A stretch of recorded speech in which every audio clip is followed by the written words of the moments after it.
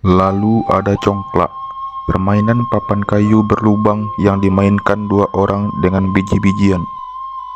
Jangan salah, congklak bukan sekedar permainan iseng, tapi juga strategi. Anak perempuan Minang biasa memainkan ini sore hari di tangga rumah, sambil berbincang dan tertawa kecil.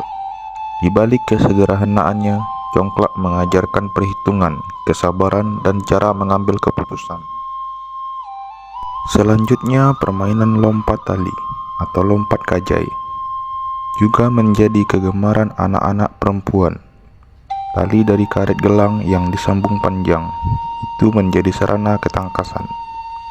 Tali dinaikkan bertahap, mulai dari mata kaki hingga setinggi kepala. Siapa yang paling lincah dan cerdik, dialah pemenangnya. Anak-anak belajar tentang batas tubuh mereka, tentang keberanian melompat lebih tinggi, dan tentang tawa ketika jatuh tak berhasil.